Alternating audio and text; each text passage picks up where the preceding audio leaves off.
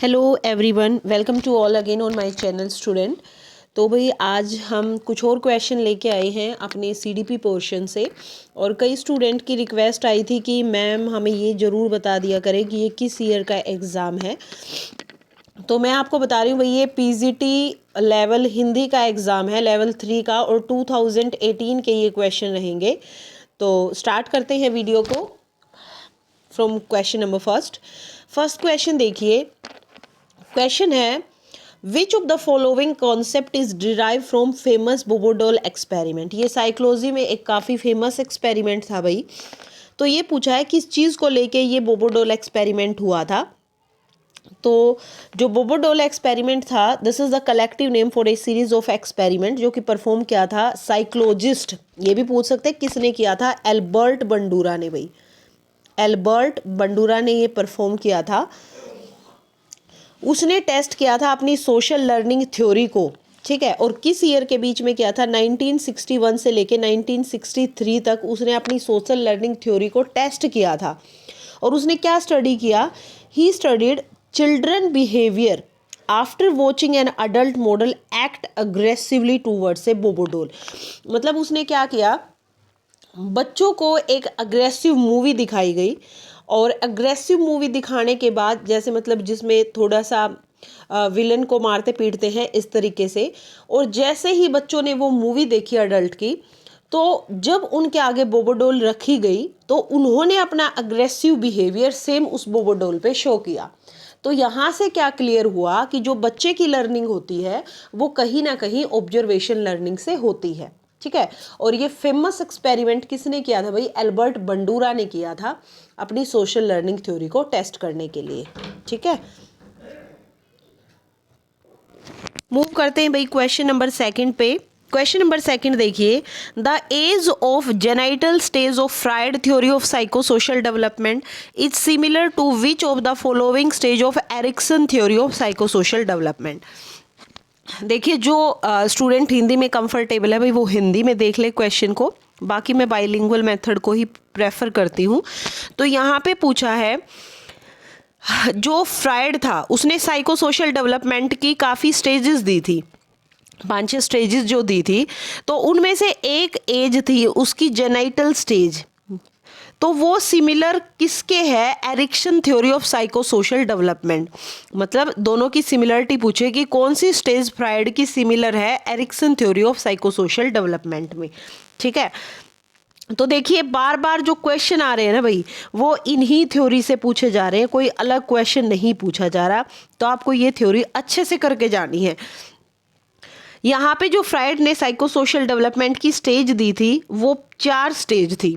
सबसे पहले थी उसकी एनल स्टेज, आप नोट डाउन कर सकते हैं। उसकी एज रेंज थी 1 से 3 साल तक, ठीक है। और उसमें अगर मैं एरोग्नियस जोन की बात करूँ तो उसमें क्या होता है, बाउल और ब्लैडर एलिमिनेशन, ठीक है। फेलिक स्टेज थी सेकंड उसकी, जिसकी एज रेंज थी 3 to 6 ईयर। नेक्स्ट थी भाई लेटेंसी, जो थी 6th से स्टार्ट होके प्यूबर्टी की एज तक, और जेनाइटल थी प्यूबर्टी से लेके डेथ तक। तो ये 4 स्टेज दी थी हमारे फ्राइड ने साइको सोशल डेवलपमेंट को लेके, ठीक है। अब एरिक्सन की स्टेज देखिए, एरिक्सन की थ्योरी क्या कहती है, according to psycho social theory जो हमारी डेवलपमेंट होती है that is the product of the ongoing interaction between individual and their social environment. मतलब वो क्या मानते थे कि जो भाई एक बंदे की डेवलपमेंट होती है वो किस वजह से होती है कि उस पर्टिकुलर पर्सन का इंटरेक्शन होता रहता है, उस इंडिविजुअल का अपनी सोसाइटी के पर्सन के साथ, या फिर हम ये बोले अपने सोशल एनवायरनमेंट के साथ। तो यहाँ पे जो सिमिलर एज हमसे पूछी गई है वो सिमिलर एज है भाई यहाँ पे identity versus role confusion, genital stage के इक्वल होती है ये एज एरिक्सन की, ठीक है। और इसकी स्टेज मैंने लास्ट वीडियो में काफ़ी बार एक्सप्लेन की हुई है एरिक्सन की, तो आप वहाँ वीडियो जाके देख सकते हैं। नेक्स्ट देखिए, नेक्स्ट है भाई the feeling of adolescent everyone is looking at me, कि हर कोई मुझे ही देख रहा है। इसको क्या बोलेंगे, इसको हम एक टर्म में क्या बोलेंगे वो हमने बताना है। तो यहाँ पे इसको बोलेंगे भाई, ये है जो ये फीलिंग होती है एडोलसेंट की, उसको बोलते हैं हम इमेजिनरी ऑडियंस। तो देखिए इन सारों का मीनिंग भी आपको पता होना चाहिए कि पर्सनल फेबल क्या होता है। पर्सनल फेबल होता है, एल्बर्ट के अकॉर्डिंग हम बात करें, एल्किंड के अकॉर्डिंग बात करें, तो पर्सनल फेबल एक कोरोलरी इमेजिनरी ऑडियंस होता है। इसमें भी बंदा क्या सोचता है, थिंकिंग ऑफ देमसेल्फ, खुद के बारे में सोचता है और खुद को सेंटर ऑफ अटेंशन वो मानता है। ठीक है, ठीक है। The adolescent comes to believe that it is because they are special and unique. Adolescent ऐसा मानते हैं कि वो सब उसी को देख रहे हैं, मतलब आप ही सेंटर है, आप ही सबसे यूनिक हैं, अटेंशन आप पे ही है सबकी। तो ये पर्सनल फेबल होता है। और इमेजिनरी ऑडियंस भी कुछ कुछ यहाँ पे मैच करता ही है। तो थर्ड का वैसे करेक्ट आंसर तो देखिए इमेजिनरी ऑडियंस है, पर पर्सनल फेबल का मीनिंग भी काफ़ी इससे मैच करता है। ठीक है, नेक्स्ट एक होती है एनोरेक्सिया नर्वोसा। तो इसमें भी मतलब क्या होता है कि एनोरेक्सिया नर्वोसा में जो एडोलसेंट होते हैं वो ये सोचते रहते हैं कि कहीं उनका वेट गेन ना हो जाए, तो वो खाना पीना कम कर देते हैं। ठीक है, इसका मैं आपको बाद में बताऊंगी भाई। नेक्स्ट क्वेश्चन पे मूव करते हैं। नेक्स्ट क्वेश्चन क्या है, क्वेश्चन है यहाँ पे अप्लाइड बिहेवियर एनालिसिस किस चीज़ पे बेस्ड है, किस प्रिंसिपल पे ये बेस्ड है, ये आपको बताना है। तो ये जो बेस्ड है भाई हमारा अप्लाइड बिहेवियर एनालिसिस, ये ऑपरेंट कंडीशनिंग पे बेस्ड है। अब देखिए अप्लाइड बिहेवियर एनालिसिस होता क्या है, एक तो इसका दूसरा नाम बिहेवियरल इंजीनियरिंग भी है, और ये एक साइकोलॉजिकल की एक खोज है, इंटरवेंशन है कि that applied approach is based upon the principle of respondent and operant conditioning to change the behaviour of social significance. ठीक है, तो ये कौन सी थ्योरी से रिलेटेड है आपको ये पता होना चाहिए, ये ऑपरेंट कंडीशनिंग से रिलेटेड है। नेक्स्ट देखिए, young teenager often believe that they are completely unlike anyone else. मतलब युवा किशोरों की यह मान्यता कि वे पूर्णतः किसी अन्य व्यक्ति से भिन्न हैं, अपने आप को यूनिक मानते हैं, दूसरों से भिन्न मानते हैं। तो इसको हम क्या टर्म देंगे, देखिए हम ऑलरेडी डिस्कस कर चुके हैं। इसका करेक्ट आंसर यहाँ पे रहेगा भाई पर्सनल फेबल। इमेजिनरी ऑडियंस हम लास्ट क्वेश्चन में हमने डिस्कस किया है। अब इसके अंदर दो टर्म और आती हैं, एक होता है सेल्फ रियलाइजेशन। सेल्फ रियलाइजेशन भी एक टर्म है जो हम यूज़ करते हैं वेस्टर्न साइकोलॉजी के अंदर, फिलोसफी के अंदर। एक तरह से हम ये बोल सकते हैं दिस इज द स्पिरिचुअलिटी। ठीक है, सेल्फ को रियलाइज करना, एंड इसको हम ईस्टर्न इंडियन रिलीजन में भी यूज करते हैं। अगर मैं वेस्टर्न अंडरस्टैंडिंग की बात करूं तो ये क्या है, it is the fulfilment by one self of the possibilities of one character और पर्सनैलिटी। अपने ही कैरेक्टर और अपने ही पर्सनैलिटी को इस तरीके से देखना कि everything is fulfil inside me, self को रियलाइज करना, वो होता है हमारा सेल्फ रियलाइजेशन। एक होता है सेल्फ डिस्क्लोजर। सेल्फ डिस्क्लोजर क्या होता है, it is a process of communication by which one person reveal information about them self to another. एक पर्सन खुद के बारे में ही कोई इंफॉर्मेशन दूसरे को रिवील कर देता है, उसको बता देता है अपने खुद की पर्सनल इंफॉर्मेशन। ठीक है, और ये जो इन्फॉर्मेशन है वो डिस्क्रिप्टिव भी हो सकती है, इवेलुएटिव भी हो सकती है। ये कोई उसकी थॉट हो सकती है बंदे की, कोई उसकी फीलिंग्स हो सकती हैं, उसकी एस्पिरेशन हो सकती है, उसका कोई गोल हो सकता है भाई, उसकी कोई ज़िंदगी की फेलियर कोई सक्सेस रही वो हो सकती है, उसका कोई फियर हो सकता है, कोई किसी चीज़ से उसको डर लगता है, किसी चीज़ को लेकर उसके ड्रीम है, सपने हैं, तो ये हो सकता है। मतलब हम ये बोलेंगे कि एक तरह से अपनी पर्सनल इन्फॉर्मेशन किसी दूसरे बंदे के सामने रिवील कर देना, वो क्या होता है, सेल्फ डिस्क्लोजर होता है। Hope so this question is understood by all. So move on the next question. Next देखिए, हमें बताना है भाई correct sequence of 4 element of observation learning. अब देखिए हमने सबसे पहले क्वेश्चन में पढ़ा था ऑब्जर्वेशन लर्निंग को देने वाले सोशल लर्निंग थ्योरी थी, ये एल्बर्ट बंडूरा थे। तो यहाँ पे उन्होंने एक सीक्वेंस दी थी कि कैसे एक बच्चा ऑब्जर्वेशन लर्निंग से सीखता है। ठीक है, तो करेक्ट है, ये क्वेश्चन काफ़ी पेपर में आ चुका है। तो करेक्ट यहाँ पे सेकंड ऑप्शन है। सबसे पहले बच्चा अगर किसी चीज़ को सीखने की कोशिश करता है तो उसकी तरफ उसके अटेंशन होती है, फिर उसने जो भी अटेंशन दे के सीखा वो उसको माइंड में रिटेंट करता है तो वो दूसरों के आगे उसी बिहेव को रिप्रोड्यूस करता है, रिप्रोडक्शन होती है उसी बिहेवियर की। और जब उसके बिहेवियर को सब अच्छा बताते हैं तो उस चीज़ से उसको मोटिवेशन मिलती है और बच्चा उन चीज़ों को सीख जाता है। ठीक है, नेक्स्ट क्वेश्चन देखिए। क्वेश्चन है which of the following statement is not true about the theory of cognitive development given by Jean पियाजे। मतलब यहाँ पे ट्रू कौन सी नहीं है वो बताना है, और थ्योरी कौन सी है भाई, कॉग्निटिव डेवलपमेंट, जो कि किसने दी थी, जीन पियाजे ने दी थी। ठीक है, ये एक स्विस साइकोलॉजिस्ट थे, स्विस के थे, और इन्होंने सजेस्ट किया था कि जो चिल्ड्रंस की इंटेलिजेंट है it undergo changes as they grow, जैसे जैसे वो बड़े होते हैं ना उनकी इंटेलिजेंस लेवल में चेंज आता है। ठीक है, cognitive development in children is not only related to the acquiring knowledge, मतलब जो बच्चे का माइंड है, कॉग्निटिव डेवलपमेंट उनकी है, वो सिर्फ नॉलेज को एक्वायर करना नहीं होता। चिल्ड्रन क्या करते हैं, चिल्ड्रन नीड टू बिल्ड और develop a mental model of their surrounding world. उनके अंदर इतनी कैपेसिटी होती है, इतनी पोटेंशियलिटी होती है कि उनके सराउंडिंग जो वर्ल्ड है वो उसका एक मॉडल, उसके बारे में इंफॉर्मेशन अपने माइंड में रेडी रखते हैं। बट ये एक एज के साथ होता है, जैसे जैसे एज बढ़ती है उनकी जो इंटेलिजेंस पावर है वो भी बढ़ती है। तो यहाँ पे जो स्टेटमेंट ट्रू नहीं है वो ये है कि it believe that development is a continuous process. ठीक है, बाकी ये क्या है, तीनों क्या है, सही है, और ये स्टेटमेंट हमारी सही नहीं है। नेक्स्ट है भाई, जो कॉन्सेप्ट था life space is a part of, ये क्या था। देखिए वैसे तो जो लाइफ स्पेस का पार्ट था वो हमारी कुल्ट की जो लेविन फील्ड थ्योरी थी, कुल्ट लेविन की फील्ड थ्योरी थी, उससे ये रिलेटेड है। लेकिन आपको ये पता होना चाहिए कि लाइफ स्पेस क्या होता है। लाइफ स्पेस एक आइडिया है किसके रिगार्डिंग, इंडिविजुअल के बिहेवियर के regarding.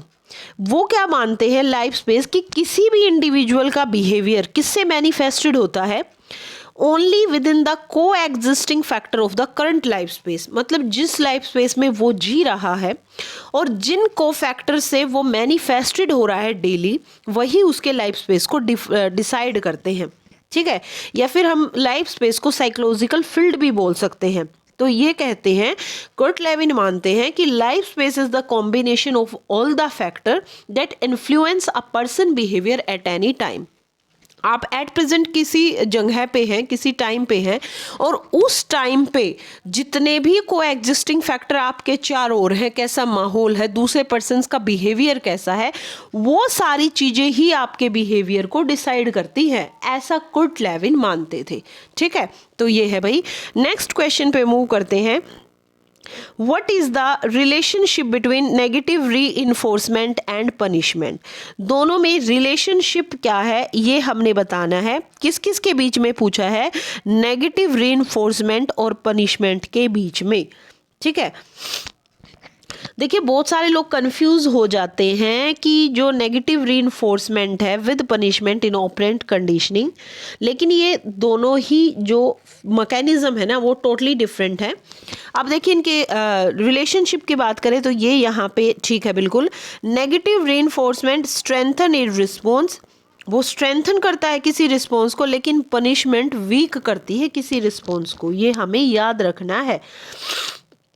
reinforcement even when it is negative always increase our behavior। ठीक है, ये चीज़ हमेशा ध्यान रखना कि जो रीइंफोर्समेंट है ना दो तरह का होता है, जैसे पॉजिटिव होता है, नेगेटिव होता है। तो रीइंफोर्समेंट बेशक से नेगेटिव है लेकिन फिर भी उससे हम किसी बिहेवियर को स्ट्रेंथन कर रहे हैं, इंक्रीज कर रहे हैं। लेकिन अगर इस कंट्रास्ट में बात करें पनिशमेंट की, तो पनिशमेंट हमेशा ही किसी बिहेवियर को डिक्रीज करता है, ये आपको ध्यान रखना है, ये दोनों का रिलेशनशिप है। ठीक है, नेक्स्ट पे मूव करते हैं। नेक्स्ट है क्वेश्चन नंबर 10। क्वेश्चन नंबर 10 क्या कहता है student, if one activity occur more often than another it can be used to reinforce the activity that occur less often, this principle is known as. तो इस principal को हम क्या बोलेंगे, ये आपको बताना है। यदि एक क्रिया की आवृत्ति किसी दूसरी क्रिया से अधिक है तो जो पहली क्रिया का उपयोग है दूसरी क्रिया जिसकी आवृत्ति कम है उसके पुनर्बलन के रूप में किया जा सकता है कि उसको रिइंफोर्समेंट मिले। तो ये हमारा पेसमेकर का प्रिंसिपल है, आपको डायरेक्ट इसको लर्न करना है। नेक्स्ट देखते हैं, विच of the following is not an example of fixed interval schedule of reinforcement. Fixed interval schedule of reinforcement का एग्जाम्पल इनमें से कौन सा नहीं है। तो देखिए, getting salary every month fix time पे जा रही है तो ये तो है भाई। डायलिंग अ बिजी नंबर, ये नहीं है। Having a periodic dental checkup, बिल्कुल पीरियोडिक डेंटल चेकअप हो रहा है, ठीक है। मतलब एक वीक के बाद, एक मंथ के बाद, जो भी आपने पीरियोडिक टेबल डिसाइड किया उसके according. Getting increment every year, यहाँ पे भी फिक्स इंटरवल है, इसमें फिक्स इंटरवल नहीं है तो सेकंड यहाँ पे करेक्ट ऑप्शन रहेगा। अब आपको पता होना चाहिए कि फिक्स इंटरवल शेड्यूल होता क्या है। इसमें क्या प्रोवाइड करते हैं, एक रिवार्ड एक कंसिस्टेंट टाइम के बाद, ठीक है। जैसे for example, a child may be rewarded once a week अगर उसका रूम क्लीन अप है तो, ठीक है। तो ये हमारा फिक्स इंटरवल है। नेक्स्ट देखिए, विच of the following option is not a characteristic of autism spectrum disorder. इनमें से कौन सा एक कैरेक्टर ऑटिज्म स्पेक्ट्रम डिसऑर्डर का नहीं है, वो आपको बताना है। तो देखिए, प्रॉब्लम इन सोशल इंटरेक्शन, जिनको ऑटिज्म स्पेक्ट्रम डिसऑर्डर होता है ना, उनको थोड़ी सी प्रॉब्लम आती है इंटरेक्शन में दूसरे पर्सन्स के साथ, ठीक है। और भाई प्रॉब्लम इन वर्बल और नॉन वर्बल कम्युनिकेशन, उनको ये भी आती है। रिपीटेटिव बिहेवियर होता है, ये बस एक कैरेक्टरिस्टिक नहीं है। Problem in vision and hearing, ऐसा इनके साथ कुछ भी नहीं होता। नेक्स्ट देखिए, Kim change her mobile number and got a new number. When someone ask her new number she could recall only 3 digit of her new mobile number. तो ऐसा क्यों होता है, the cause behind it may be, इसके पीछे reason क्या है ये हमें बताना है। तो भाई इसके पीछे क्या रीजन है, प्रोएक्टिव इंटरफेरेंस, ये इसके पीछे एक रीजन है, पूर्व सक्रिय व्यवधान, ठीक है। नेक्स्ट देखिए, विच of the following is not true about the socio cultural theory. ये भी मैंने बताया था वाइगोत्स्की की सोशियो कल्चरल थ्योरी के बारे में, यहाँ पे कौन सा ट्रू नहीं है। तो देखिए भाई, children learn very little from performing tasks they can already do independently. Concept of zone of proximal development is a part of it, बिल्कुल। It emphasize role of socio-cultural environment, बिल्कुल। ये इग्नोर करता है इम्पोर्टेंस ऑफ लैंग्वेज, नहीं, ये ignore नहीं करता, ये लैंग्वेज को इम्पोर्टेंस देता है, तो ये यहाँ पे करेक्ट नहीं है। आप बताना है भाई, as classified by Bloom which one of the following is not a sub domain of the cognitive domain. यहाँ पे कौन सा एक सब डोमेन नहीं है कोग्निटिव डोमेन का, वो हमने बताना है, ठीक है।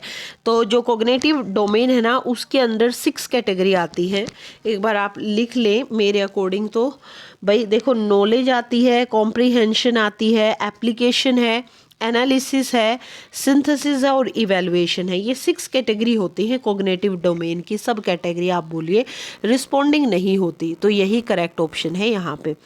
Which of the following is not controlled by pre frontal cortex of brain. तो देखिए, जो प्री फ्रंटल पार्ट होता है कॉर्टेक्स ऑफ ब्रेन का, वहाँ से बॉडी की मूवमेंट होती है, थिंकिंग भी वहीं से जनरेट होती है, प्रॉब्लम सॉल्विंग कैपेसिटी भी, लेकिन विजन और हियरिंग वहाँ पे नहीं होता। नेक्स्ट मूव करते हैं क्वेश्चन नंबर 17 पे। क्वेश्चन नंबर 17 क्या है, which of the following is not true about day dreaming among adolescent. इनमें से कौन सा ट्रू नहीं है, कौन सा ट्रू नहीं है about the day dreaming among adolescent, ठीक है। तो यहाँ पे देखिए, करेक्ट आंसर जो रहेगा हमारा क्वेश्चन नंबर 17 का, वो रहेगा 3। It is a form of active play, the role adolescent adopt in a day dreaming और heroic, it involve more mental activity, ये यहाँ पे नहीं रहेगा। A teenager feel that no one has ever been as deeply in love as he is, it indicate, मतलब एक किशोर है वो ये महसूस करता है कि अब तक उसके जैसा गहरा प्यार किसी ने नहीं किया होगा, तो ये क्या इंडिकेट करता है, ये क्या इंडिकेट करता है, ये उसके पर्सनल फेबल को इंडिकेट करता है। ये क्वेश्चन काफ़ी बार आ चुका है भाई। The phrase 6 on one hand and half a dozen on other best describe which of the following, मतलब वाक्यांश में एक हाथ में 6 व दूसरे हाथ में आधा दर्जन निम्नांकित में से किस प्रकार के द्वंद्व को व्यक्त करता है। तो ये है अप्रोच कन्फ्लिक्ट, मतलब उसके दोनों ही हाथों में क्या है, मतलब एक में 6 दूसरे में भी 6, इसका मतलब है उसके पास जो दोनों सिचुएशन है ना वो दोनों ही सिचुएशन विन विन टाइप की है, जीत जीत टाइप की है, तो वो चूज नहीं कर पा रहा। तो यहाँ पे कन्फ्लिक्ट एक माइंड में बंदे के चलता है, तो इसको बोलते हैं भाई approach conflict. According to ecological system theory of Bronfenbrenner which of the following does not belong to macro system, मतलब इन्होंने काफ़ी सिस्टम दिया है, मैक्रो माइक्रो एक्सो मैं बता चुकी हूं पहले ही। तो इनमें से मैक्रो सिस्टम के अंडर कौन सा नहीं आता, स्कूल नहीं आता भाई, ये हमारे मैक्रो के अंडर आते हैं, ठीक है। नेक्स्ट देखिए, विच of the following is not true about a reward, एक रिवार्ड के बारे में क्या ट्रू नहीं है। तो देखिए ये इंक्रीज करता है डिजायरेबल बिहेवियर को, अगर आप किसी को रिवार्ड देंगे तो ये एक प्लेजेंट स्टिमुलस भी होता है, अच्छा लगता है इसे पाकर। It is a given to strengthen the response, लेकिन ये एक टाइप का ब्राइब है, ये रिश्वत है, रिवार्ड हम इसको ये नहीं बोल सकते। इन्वेस्टमेंट थ्योरी ऑफ क्रिएटिविटी किसने दी थी, गिवन बाय। तो सबसे पहले तो भाई हमें ये पता होना चाहिए कि इन्वेस्टमेंट थ्योरी ऑफ क्रिएटिविटी क्या थी। तो भाई इन्वेस्टमेंट थ्योरी ऑफ क्रिएटिविटी को देने वाले थे हमारे जस्ट वेट स्टूडेंट, ये है भाई स्टर्नबर्ग एंड ल्यूबर्ट। इन्होंने क्या दी थी, एक मिनट भाई एयरप्लेन मोड कर देते हैं। इन्वेस्टमेंट थ्योरी ऑफ क्रिएटिविटी को देने वाले थे भाई ये क्या थी, टोड ल्यूबार्ट ने प्रपोज की थी, हमारा स्टर्नबर्ग और ल्यूबार्ट ने। इन्होंने क्या कहा था कि it hold that creativity is in a large part of decision, आप कैसा डिसीजन लेते हैं उसी में आपकी क्रिएटिविटी है, ठीक है। हम पर्टिकुलरली ये कह सकते हैं it is a decision to buy low, ठीक है, and sell high in the world of ideas. आप वर्ल्ड ऑफ आइडियाज़ में आप बहुत अच्छा सेल कर रहे हैं कुछ अपने माइंड से, तो ये एक थ्योरी ऑफ क्रिएटिविटी थी, ठीक है। तो ये देने वाले थे भाई स्टर्नबर्ग और ल्यूबार्ट। एक है भाई at this stage of development children think with their eyes ear hand and other sense organ. तो the above statement best describe which of the following stage of cognitive development. तो ये जो ये बताई गई है स्टेटमेंट, ये कौन सी एज को शो कर रही है ये हमने बताना है। तो यहाँ पे जो करेक्ट ऑप्शन है ये एक सेंसरी मोटर स्टेज है बच्चे की।